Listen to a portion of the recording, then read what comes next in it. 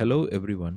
Have you ever wondered how India decided the exact shape of its rural health centers, its referral hospitals, and even the ratio of doctors to patients that we still refer to today?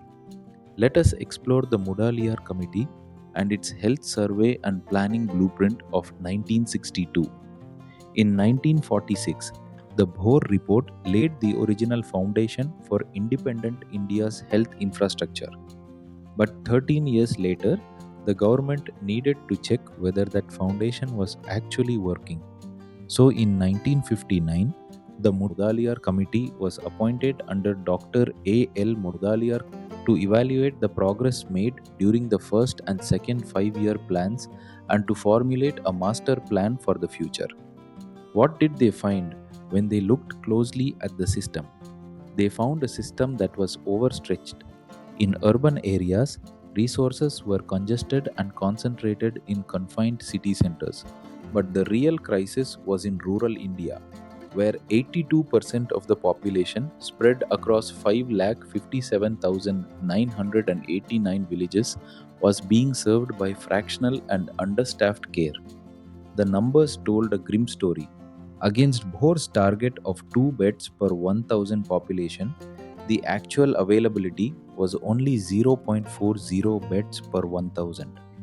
Doctors were available at a ratio of 1 to 4,850, far behind the target of 1 to 2,000.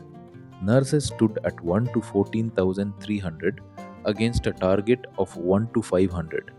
And primary health centers served a ratio of 1 to 70,000 people. All this reflected in the outcomes, with infant mortality at 135 per 1,000 live births and maternal mortality at 10 per 1,000 live births. Faced with this reality, the committee proposed a paradigm shift.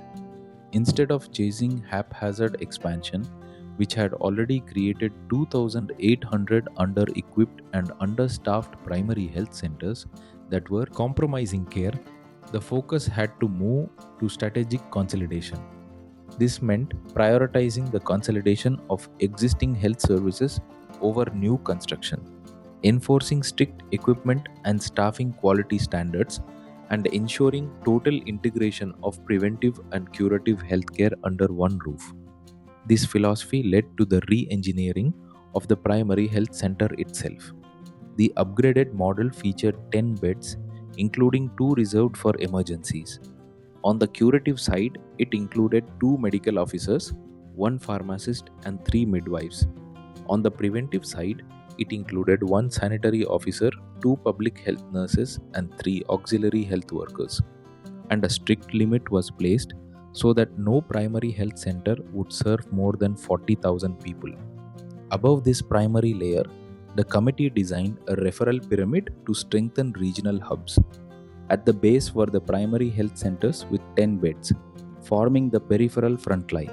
Above them were taluk hospitals, acting as the bridge, with 50 beds and 3 medical officers, each supporting 2 to 3 primary health centers. At the top were district hospitals, the hub of the system, with 300 to 500 beds, including 75 for maternity, 50 for pediatrics, and 50 for isolation, led by a civil surgeon and offering full specialist services in medicine, surgery, obstetrics and gynecology, eye and ENT, tuberculosis, dental, and psychiatry.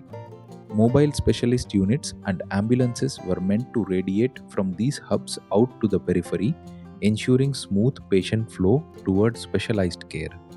Of course, none of this structure could function without the right people to run it. The committee focused heavily on calibrating the workforce. The vision for the basic doctor was that of a social physician with a preventive mindset, someone who would complete 2 years of rural service before being considered for postgraduate selection. Medical education was to maintain a strict 1 to 5 teacher-student ratio, along with the establishment of full-time teaching units.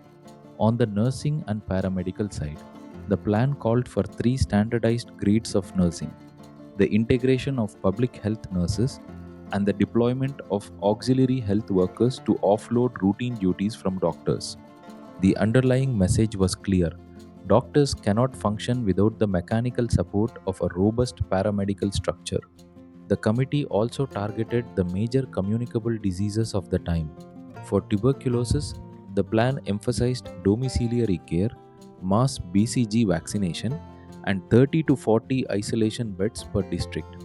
For smallpox, it called for massive deployment of district vaccinators along with freeze dried vaccine. For malaria, the approach shifted from mere control to a national eradication program. For cholera and leprosy, the focus was on root cause targeting through better water and sanitation, along with specialized control colonies. And to track all these threats, dedicated epidemiological units were created at both central and state levels to monitor and intercept disease vectors. Beyond disease control, the committee recognized that health could not be separated from social determinants. There was an urgent need for safe water supply, sanitation, proper housing, and nutrition, all of which were to be codified into a Model Public Health Act. At the same time, population control was elevated to a national priority, with family planning promoted through sterilization drives, demographic research, and the integration of family planning clinics into every hospital and primary health center. To hold this entire system together, the committee proposed a unified governance architecture. At the top was the idea of an All India Health Service, a national cadre modeled on the pattern of the IAS, allowing exchange of personnel between central and state posts. Below this, regional tiers were introduced, with regional deputy directors bridging state headquarters and district health officers. And at the ground level, there was to be a total amalgamation of curative and preventive departments into one unified district medical and health officer pipeline, splitting responsibilities clearly between medical relief and public health functions. The committee also worked on synthesizing standards across the system. This included Shuddha training for Ayurveda and Unani practitioners, along with concurrent research and scientific integration of validated treatments into modern medicine. It included strict control over pharmaceutical manufacturing and supply quality, and it included the implementation of a uniform Model Public Health Act across all states, bringing everything together into one validated national standard. But even the best laid plans face reality checks. The third 5-year plan allocated only 4.25% of its budget to health, far short of the 10% that was actually needed. As a result, a resource gap opened up, where rapid population growth far outpaced the planned health infrastructure. This exploding demand eventually bypassed the strict 40,000 population limit set for primary health centers even before it could be properly implemented, which later necessitated the appointment of the Mukherji and Shrivastava committees to address the widening gap. Despite these later challenges, the Mudaliar legacy endures as the bedrock of modern Indian public health. 4 key contributions stand out. First, the prioritization of consolidation and quality over chaotic expansion. Second, the structured referral pyramid mapping the flow of health services from primary health centers to taluk hospitals to district hospitals. Third, the mandatory integration of curative and preventive care. And fourth, the conceptualization of an all India health service. Together, these ideas were approved and continue to shape the architecture of India's health system even today. Care India can help you remember all 9 major recommendations of the Mudaliar Committee. Let us break down this mnemonic slide by slide. C stands for consolidation over expansion.